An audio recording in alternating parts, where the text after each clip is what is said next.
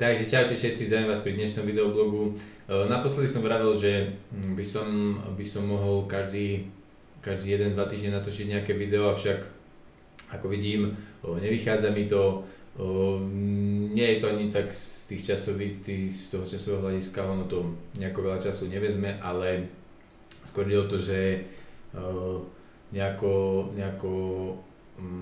nie je moc o čom, mám pocit, že všetko to podstatné, čo som chcel povedať, čo som mohol povedať, som už povedal, takže tak často to nebude, avšak určite sa budem snažiť aspoň niečo stále natočiť, ak ma niečo napadne, tak to natočím. Väčšinou ma však napadajú veci v súvislosti s tým, čo vidím na tej v podstate československej forexovej alebo celkovo burzovej scéne, ale k tomu sa mi moc vyjadrovať nechce, takže dneska by som rád povedal niečo o pár takých drobnostiach, ktoré som si všimol v poslednej dobe, respektíve ktoré si všímam už dlho a k čomu by som sa chcel vyjadriť. Tak v prvom rade by som sa rád vyjadril k tomu, by som sa vás rád spýtal, koľký z vás, teraz táto otázka bude smerovať hlavne k našim českým susedom, koľký z vás používate českokorunové účty k obchodovaniu. Ja som si nemyslel, že je to tak veľké číslo, avšak je mi jasné, že je to pre vás jednoduchšie. Ja vám broker dovolí vložiť v českých korunách, vy môžete obchodovať v českých korunách, nemusíte tam potom na oko robiť žiadne zmeny. Dokonca som videl nejakú anketu, kde to číslo bolo dosť vysoké a bol som celkom prekvapený z toho, pretože držať si vlastne obchodné účty v českých korunách, ak sa to týka hlavne obchodných účtov, ktoré obchodujú napríklad intradenne, tak je to celkom dosť veľký nezmysel. Hneď si tu povieme prečo, nebudem to rozoberať nejako moc extra. Každý, kto sa chce, tak sa k tomu dopátra, každý, kto sa nad tým zamyslí, tak si to spočíta a pochopí, že jednoducho držať účty v českých korunách je nezmysel. Nejde teraz o to, že tá koruna môže nejako skákať, to vôbec nie. Ide o to, že na Forexe, respektíve na burze, nech obchodujete čokoľvek. Ja sa vždycky venujem Forexu, takže budem rozprávať o Forexe.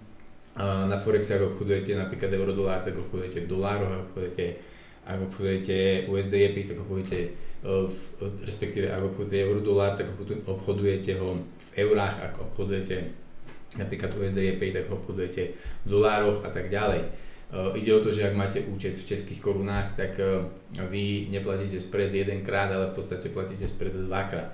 Ide teraz o to, že ak by ste mali účet v dolároch a obchodujete euro-dolár, takisto musí prísť k tej zmene, že sa to všetko prepočíta do tých eur a potom spätne vlastne do toho dolárového účtu, avšak je to pri sprede, ktorý je na likvidnom trhu fakt ako minimálny, zanedbateľný v tomto prípade, pretože to je nejaký 1 pips. Avšak keď máte účty v českých korunách, ja neviem, v švédskych korunách alebo rôznych týchto, ako ich nazývame, exotických menách z nejakého dôvodu, tak tam táto transakcia potom prebehne na eur CZK, USD CZK a tak ďalej, kde už tie spready vôbec nie sú také lukratívne, sú hodne veľké a vlastne oberáte sami seba.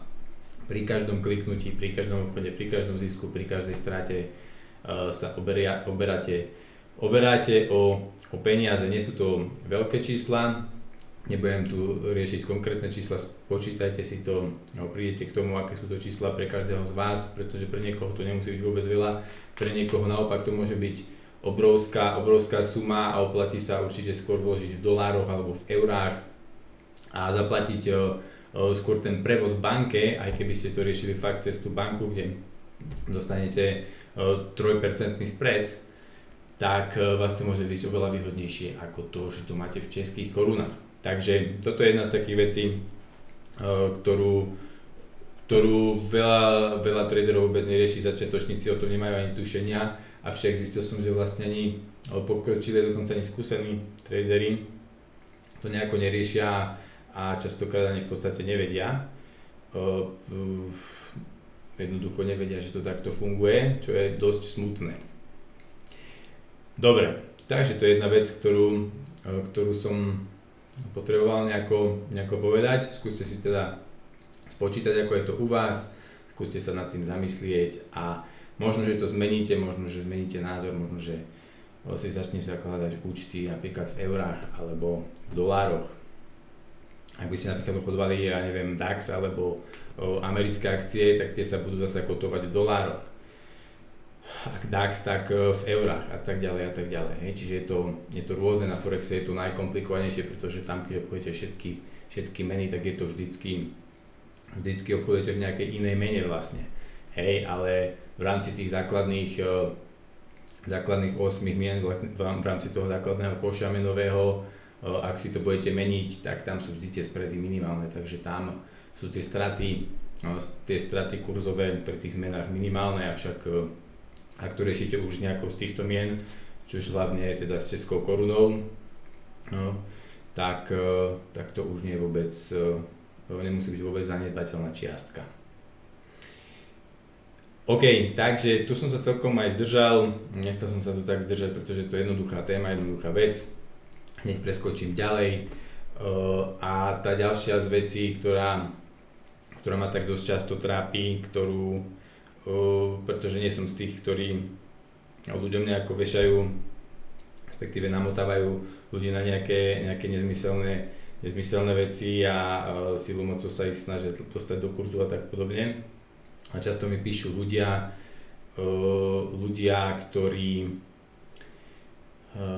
ktorí už majú za sebou nejakú dobu tradingu. A však tá doba tradingu je asi taká, že zavolal broker, prišiel som o to. Teraz narážam na túto skupinu ľudí, ktorá je bohužiaľ dosť veľká. Nemuselo to byť v takomto znení, že zavolal broker, jednoducho bolo to, že vložil som, pretože som videl nejakú reklamu, že sú tam rýchle peniaze a podobné veci, ktoré sú dosť v móde, že sú to jednoducho hlavne rýchle peniaze, čo asi nič nie je tak ďaleko od pravdy ako toto, pretože Forex je fakt neskutočná drina, nie len Forex, ale všeobecne burza, všeobecne finančné trhy. A teda existuje veľká skupina ľudí, ktorí proste, ja som patril takisto do tejto skupiny. Najprv urobia obrovské straty, silou, mocou, rukami, nohami sa budú kopať a brániť tomu, aby proste nikomu neplatili za kurz, aby nešli na nejaký platený seminár, aby jednoducho proste myslia si, že sami vedia najlepšie, ako to je, a myslia si, že vedia niečo, čo tí ostatní za dlhé roky, 10 ročia na niečo neprišli, a dopadne to bohužiaľ vždycky väčšinou, nie že vždycky, ale v drvivej väčšine veľmi tragicky. A až potom, keď už sú v tejto jame, v tejto obrovskej jame, tak až potom začnú vyhľadávať nejakú pomoc. Keby bol tento postup opačný, tak by to mohlo vyzerať všetko úplne inak. Mohlo by to byť fakt úplne inak, samozrejme žiaden kurz, nech je to akýkoľvek kurz, žiaden seminár, žiadna kniha, nic z toho vám nezaručí zisky a ani vás po absolvovaní okamžite do zisku nedostane, avšak môžete, ak natrafíte dobre, tak môžete získať obrovské dobré návyky, bezpečné návyky, ktoré vám zabránia spôsob, aby sa stalo niečo takéto. Väčšinou sa to teda stáva takým spôsobom, že neznalý človek vloží na požiadanie brokera. O tom sme už hovorili veľakrát, že brokery sú veľké svine, tí telefonisti vedia byť fakt krutí, bez hanby vám proste dokážu narozprávať také veci, že ste schopní tam vložiť fakt veľké životné úspory a behom krátkej doby o to dokážete prísť. Takže toto je taký prípad, keď ľudia ani s Forexom nejako nechcú nič mať ale nejakou náhodou sa tam dostanú, prehrajú tie úspory, potom na to aj rýchlo zabudnú. Avšak je aj skupina ľudí, ktorí to prehrajú a potom chcú to dostať naspäť. Chcú to dostať naspäť štýlom, že hľadajú nejakú pomoc, kúpim si seminár, kúpim si kurz, kúpim si toto, tamto, dostanem to naspäť. To je zasa veľmi zlý postoj, pretože vašim cieľom sa stane len to, že to chcete dostať naspäť silou mocou, chcete prevalcovať ten trh a dopadá to zase len zle. Toto asi jedine táto časť, ktorú teraz rozprávam, by dokázala zachrániť jedine ľudí, jedine tých z vás, ktorí ste ešte neskúšali reálne obchodovanie. Žiaden broker, žiadna reklama, nič vás tam ešte nedostalo, nenalákalo. Neprehrali ste žiadne peniaze a fakt skúšate sa najskôr niečo naučiť, až potom niečo robiť. Ste samovolci a možno jedine pre takúto skupinu ľudí by to ešte mohlo nejako zachrániť. Avšak v tej väčšine ľudí, ktorá takto práve dopadá, sa toto ani samozrejme nedostane, pretože takto to je. Dobre, čiže tu som sa tiež celkom zdržal, ale verím, že niekomu by to mohlo pomôcť a hneď teda nadviažem na to, k tejto téme nadviažem na to, že trading, všeobecný trading ako taký, nech je to trading akýmkoľvek spôsobom čiste, pretože v tradingu je určite veľké množstvo ciest, teda ja osobne viem, teraz nehovorím o tom, že fundamentálna analýza, technická analýza, price action a čo ja viem čo, až po neurónové siete a bohvie aké iné nezmysly, ktoré sú v móde. Teraz nehovorím o tomto, hovorím vyslovene o cestách, ktoré sú o cestách ako je smerový trading, arbitrážny trading, market making a tak ďalej. Teraz to nedelím ani na to, že na nejaké opcie, futures a rôzne iné finančné nástroje, ktorých tu máme znova veľké množstvo. Keď sa len pozrieme na samotné opcie, tak je to hodne komplikovaný, nie že komplikovaný, ale je tam hodne možností, samotné futures má hodne možností. Potom tu máme rôzne ETF-ka, rôzne forwardy a rôzne iné veci, ktoré ľuďom sa z toho môže točiť hlava. Rôzne iné finančné nástroje, ale teraz nevravím o tom, teraz vyslovene vravím o tom, že sám osobne poznám a viem, ako ísť po 4 cestách v tradingu. Na smerový trading, arbitrážny trading a potom ešte po ďalších 2, ktoré tu nejako spomínať neviem, pretože by som ich musel dosť rozobrať. A teda akákoľvek z týchto ciest, je úplne jedno aká je to cesta, je proste drina. Trading ani náhodou a fakt ani vo sne nie je jednoduchá práca.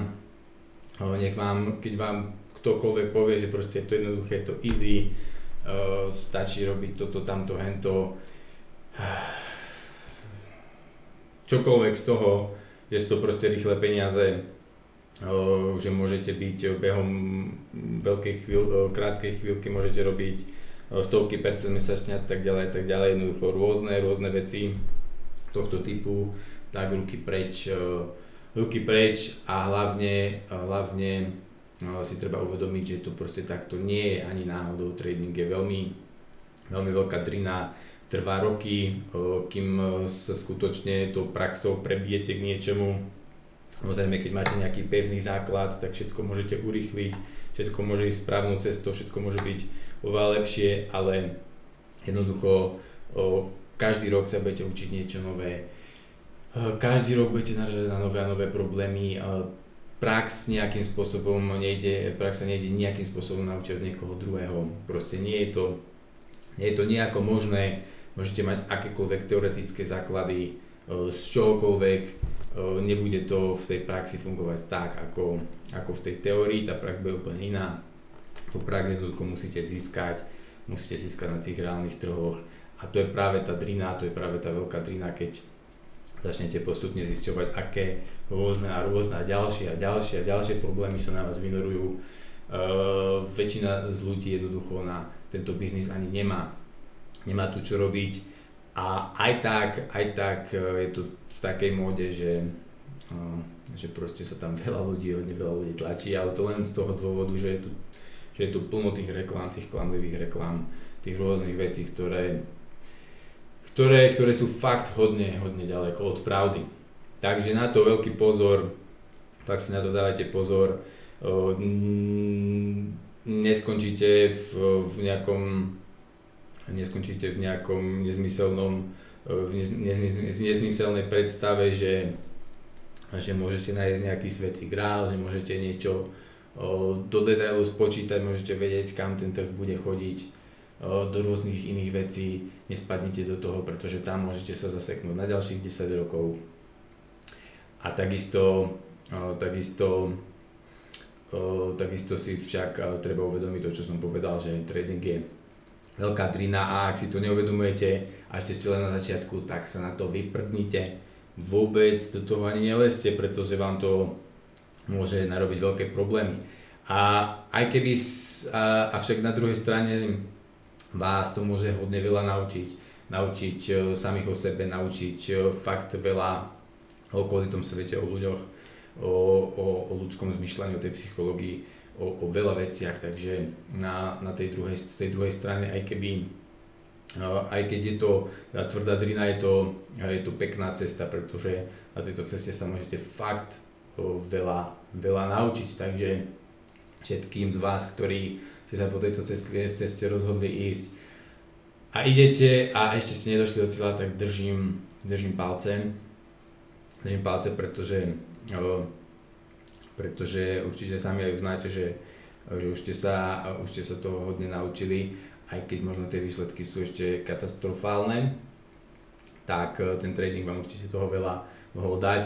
Na druhej strane zasa aj veľa vzdať, takže všetko má svoje pro a proti a